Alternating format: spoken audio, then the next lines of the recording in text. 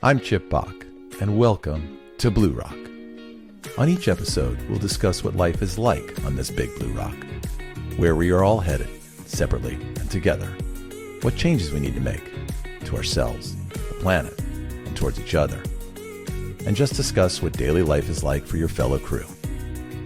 And maybe, just maybe, we may also see a commonality that connects all of us.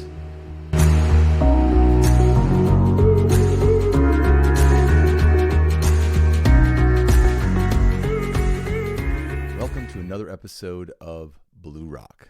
On today's episode, we're going to talk about something that I think this big blue rock could use a whole lot more of right about now. Compassion. Compassion is a powerful emotion that can change the world around us. It is the ability to feel and understand the suffering of others, combined with the desire to alleviate their pain. And most important, take action. Compassion is a fundamental aspect of humanity. It is essential for creating a better world and strengthens our connections with others, while fostering empathy and understanding. Compassion is a universal language that transcends cultural, religious, and linguistic barriers. It's a force for good in the world, and each of us has the capacity to make a difference through acts of compassion, no matter how small they may seem. To truly understand compassion, we must first explore its roots. Compassion has deep roots in our evolutionary history. It's hardwired into our biology. Research shows that our brains are designed to empathize with others. Compassion is a survival trait. In our ancestral past, cooperation and empathy were essential for the survival of the species. We are, by nature, wired to care for one another. It's a fundamental aspect of human nature. It's in our DNA. So let's look at different aspects of compassion, its benefits, and how we can cultivate it in our lives. So what are some of the benefits of compassion? Studies have shown that compassion has a positive impact on our health and well-being. When we feel compassion, our body produces oxytocin, a hormone that reduces stress and promotes feelings of relaxation and trust. Compassion can also increase our sense of connectedness with others, which can lead to greater happiness and a satisfaction in life. Compassion is also important in building stronger relationships. When we show compassion to others, we create a safe and supportive environment where people can feel heard and understood. This can lead to deeper connections and greater trust between individuals. So how can we cultivate compassion in our lives? One way to do this is through mindfulness meditation. Mindfulness meditation is a practice that involves focusing our attention on the present moment and becoming aware of our thoughts and emotions without judgment. This can help us develop empathy and compassion for ourselves and others. Another way to cultivate compassion is through acts of kindness. When we perform acts of kindness, we create a positive ripple effect that can spread throughout our community and this big blue rock. These acts of kindness can be as simple as smiling at a stranger or offering a helping hand to someone in need. Compassion is perhaps most crucial during challenging times. We've seen countless examples of communities coming together to support one another during crises. The recent fires in Maui, earthquakes and storms across the globe, and the ever-present wars that continue to plague humanity, individuals and groups repeatedly show compassion and at times risking their own lives for others. During the COVID-19 pandemic, we witnessed countless acts of compassion, from healthcare workers risking their lives to volunteers delivering groceries to vulnerable individuals. It's in times of crisis that the true spirit of compassion always shines through. It's essential to make compassion a habit, not just an occasional emotion. Compassionate communication is a skill that can transform our relationships and interactions with others. Compassionate communication is about active listening, empathy, and non-judgment. It's a way to bridge gaps, resolve conflicts, and build meaningful connections with others.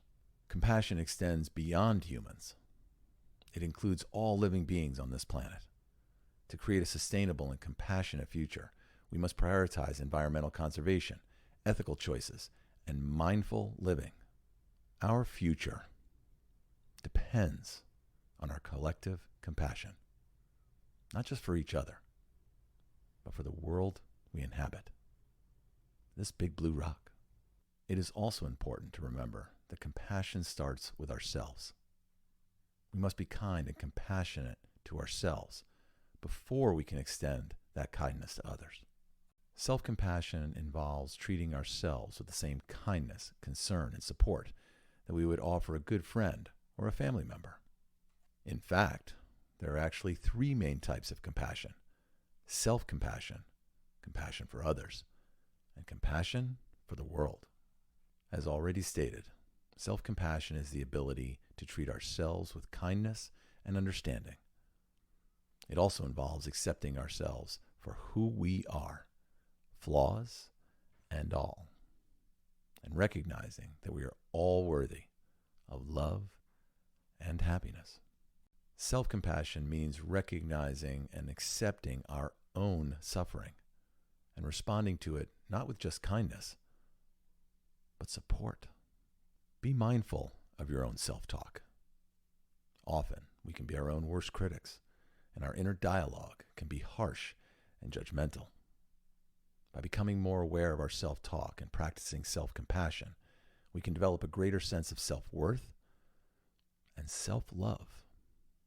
Compassion for others involves feeling empathy and understanding for the suffering of others.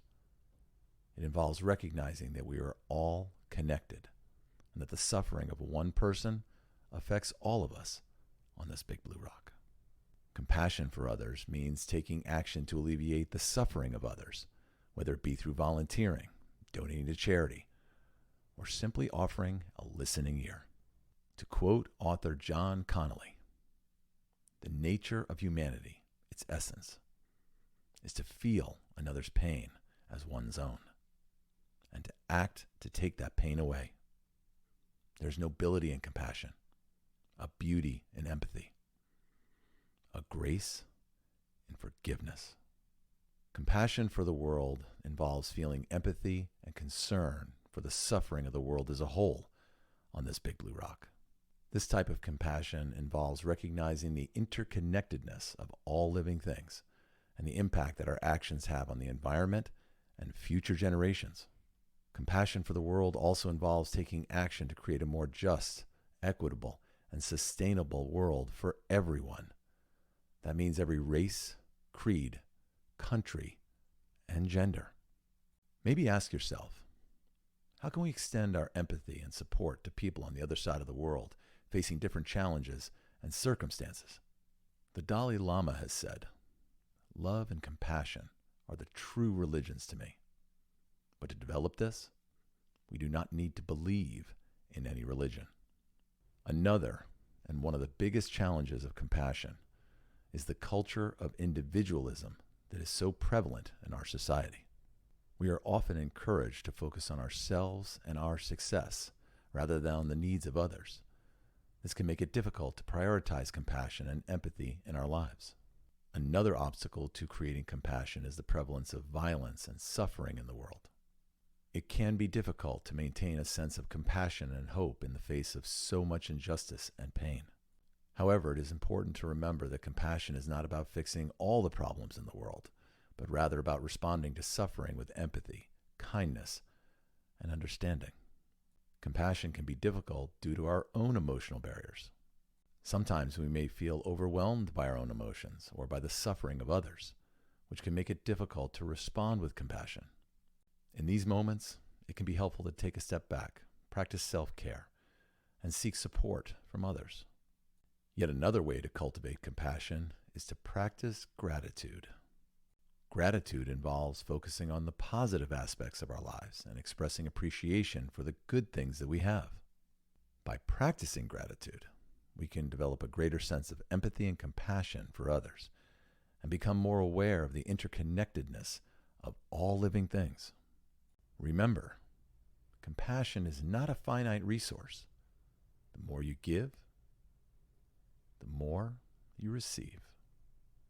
I leave you with a quote from Western author and teacher of Buddhist meditation, Sharon Salzberg. That is what compassion does. It challenges our assumptions, our sense of limitation, worthlessness, of not having a place in the world. As we develop compassion, our hearts open. I know things feel pretty complicated on this BluRock right now. Please take care of one another. We can do this, but only together. Until next time, find peace, lead with love, and live aloha.